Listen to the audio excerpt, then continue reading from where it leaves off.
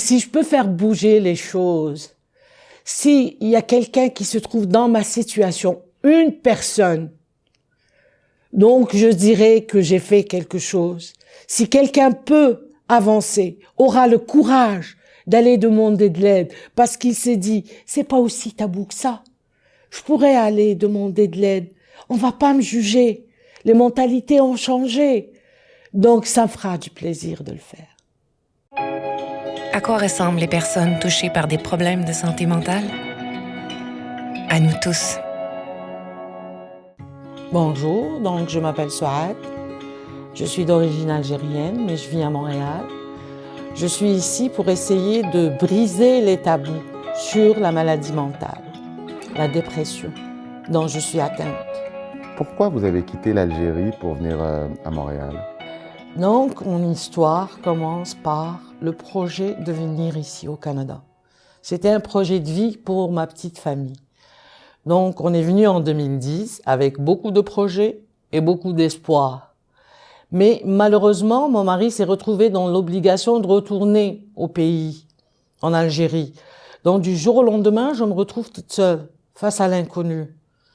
J'avais ni mari, ni famille, ni amis, ni travail, avec 2 enfants à charge. Genre, je me retrouve toute seule face à l'inconnu, dans un pays que je ne connaissais même pas. Donc c'est là que j'ai commencé à me sentir mal dans ma peau. C'était là, la descente aux enfers. Je dirais que j'étais angoissée, stressée, mal au poing. Les tâches quotidiennes me paraissaient énormes. Je n'arrivais à rien faire. Je faisais que dormir pour oublier cette maladie que j'avais pas encore mis un mot dessus parce que je me sentais pas bien, point à la ligne. Il fallait que je sorte de cette vie que je ne supportais plus. Alors c'est là qu'on m'a diagnostiqué une dépression et j'ai été médicamentée. Les médicaments n'ont pas tout fait parce qu'il fallait encore que je cherche de l'aide, que je demande de l'aide. Dans la communauté, c'est tabou de parler de dépression, de maladie mentale? Oh oui, c'est vraiment un tabou chez nous.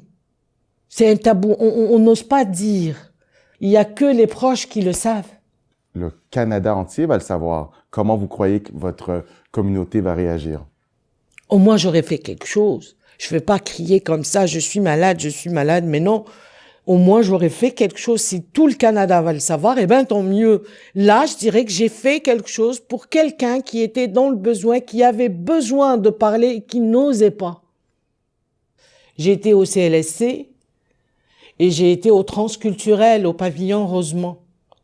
Ces gens-là m'ont aidé à supporter le poids de cette maladie. Ils ont aidé mes enfants aussi à accepter la maladie de maman et à se déculpabiliser parce qu'ils se sentaient pas bien, ils étaient mal à l'aise avec la maladie de maman, surtout qu'on était seuls, moi et mes enfants.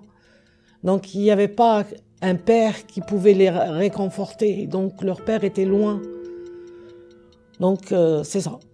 Comment ont-ils vécu avec une mère dépressive? Ils ont vécu avec une mère dépressive, oui.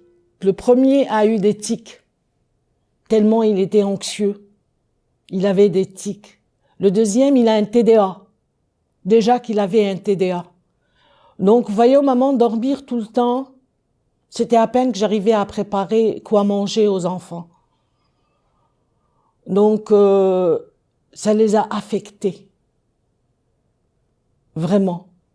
Ils n'étaient pas heureux, ils n'étaient pas épanouis. Je voyais ça dans mes enfants et c'est ce qui me rendait encore plus malade. C'est pour ça que j'ai été chercher de l'aide, demander qu'on m'aide, passer, surtout pour mes enfants. Je suis là au Canada à cause de mes enfants. Et si je rate tout ça, parce que j'étais malade et que j'ai pas demandé de l'aide, c'est comme si que j'avais rien fait. Rester tout seul ne va pas régler les problèmes. Il faut aller voir des gens, il faut demander de l'aide. Aujourd'hui, je vais beaucoup mieux. Je suis pas encore guérie. Je prends toujours des médicaments, mais je vais beaucoup mieux. Soit, est-ce que vous regrettez d'être venu au Québec? Non, je ne regrette pas le moins du monde. Quand je regarde mes enfants et je les vois comme ça, heureux, ils ont des amis, ils ont leurs repères, ils sont devenus épanouis, ils ont grandi et maintenant c'est des hommes, c'est de beaux adolescents.